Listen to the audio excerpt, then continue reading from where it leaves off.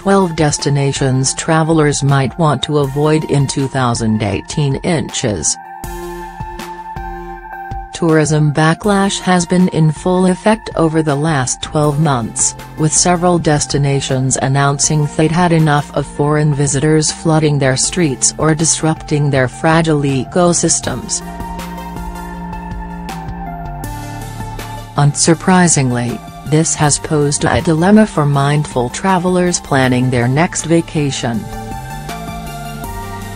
From Venice and Barcelona to the Galapagos Islands and even the Taj Mahal, here are the places conscious tourists might want to think twice about visiting in 2018.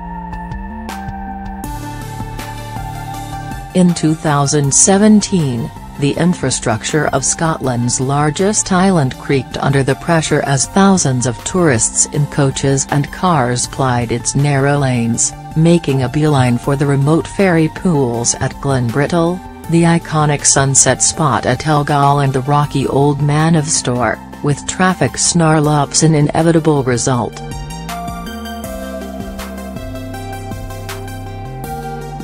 Eventually the residents of beautiful Skye said enough was enough after complaints of noise, overcrowding and even visitors urinating in public. Police advised visitors to stay away unless they had already booked places to stay. If you must go then.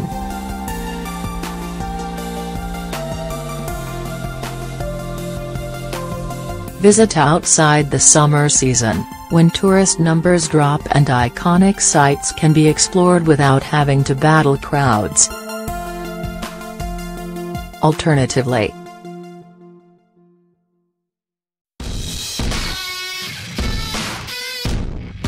explore the small isles of Rum, Muck and Igor, go south and get lost on Jura. The Catalan capital saw 34 million tourists visit in 2016, a 25 jump from 2012. This has led to anger from locals, with anti-tourist graffiti emerging across the city. Protesters even stormed the beach at Barcelona in August 2017. Decrying rowdy behavior as well as those using the sand to sleep half a night on the sangria. Residents say services like Airbnb have sent rents soaring, forcing them from their homes. However, the city's government has passed a law to limit tourist beds in a bid to tackle the problem. If you must go then.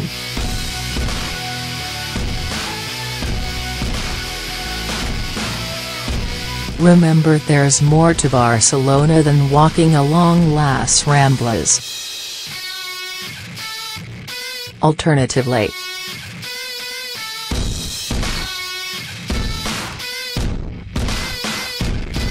why not head to Valencia for a less hectic break, with food and culture to rival the best of Barcelona? With UNESCO threatening to take away its World Heritage status due to extreme overcrowding, Dubrovnik has decided to take drastic measures in order to cut tourist numbers. The city is capping the number of people who can scale its 15th-century ramparts at 4,000 a day. 10,388 did so in one day alone in August 2016. Many drawn by the city's starring role in Game of Thrones. The mayor is also planning on cutting the number of cruise ships entering the ancient port.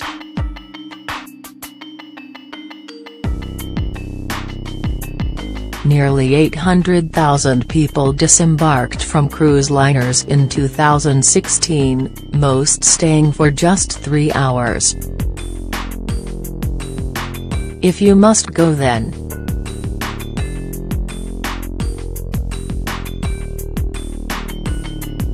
Travel independently and spend freely at local businesses that often miss out on money from those on cruises. Alternatively,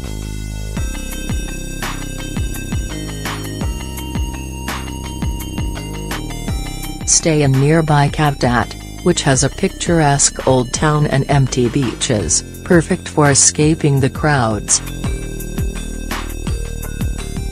Sick of selfie stick-wielding tourists on the Rialto Bridge and cruise ships plying the Gidka Canal and back, Venetians took to the streets in 2017 to vent their frustration. The city's population has plummeted to just 55,000 in response to mass tourism, which sees around 30 million people travel there each year. In fact, there are now plans to prevent cruise liners sailing up the Gidka Canal, instead forcing them to take a new, longer route into the iconic lagoon. If you must go then.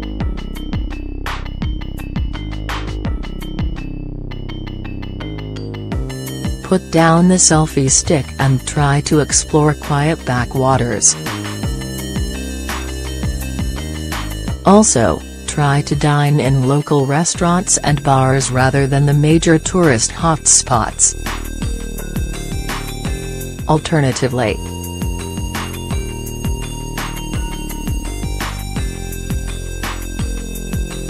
Annecy in France is home to a network of canals, a gorgeous lake and stunning architecture, all without the inescapable, overbearing crowds of Venice. Santorini, Greece. There are few places in the world with sunset views as spectacular as Santorini, but the tiny island in the Greek Cyclades is reaching breaking point. Almost 2 million people visited in 2017, 850,000 on cruise ships which drop anchor in its caldera, with passengers staying for a matter of hours rather than days. While those numbers have been capped to 8,000 a day by the island's mayor, with a rising population due to the tourist boom, Santorini is in serious danger of losing its charm. If you must go then.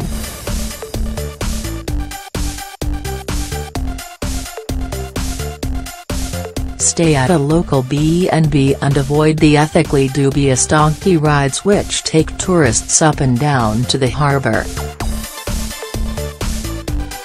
Alternatively,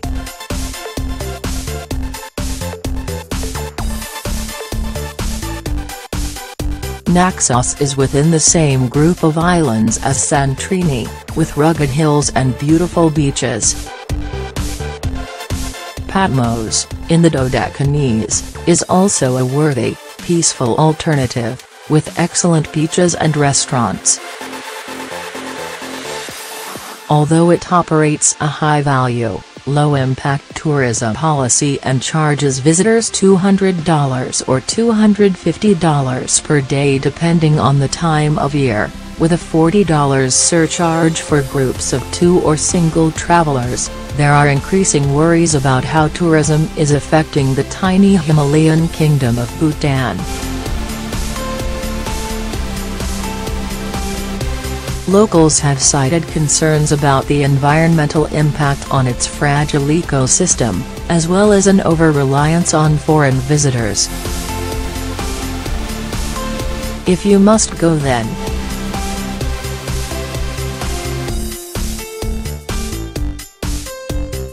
Be respectful of the country's Buddhist traditions and avoid leaving any litter behind. Alternatively,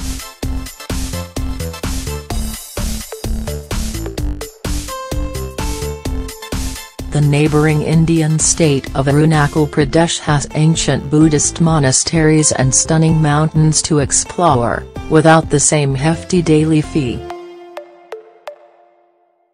A colossal 8 million tourists visit the Taj Mahal each year, with international visitor making up around half.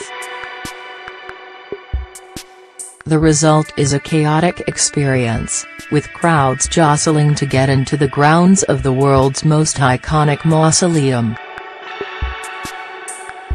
But with the white marble yellowing and pollution rife in the adjacent Yamuna River, plans are afoot to curb numbers.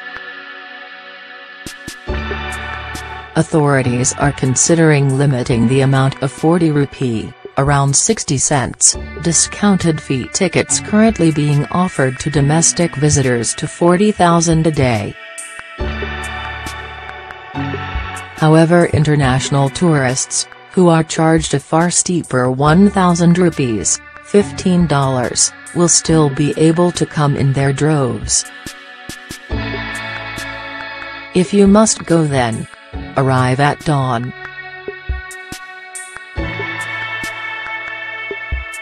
Gates open at 6 a.m., and it's best to be there by then. Also, be prepared to be jostled.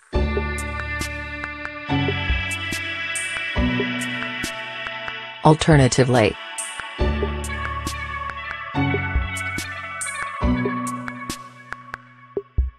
the Humayun tomb in Delhi may not be as spectacular, but the crowds here are nowhere near as relentless as those at the Taj.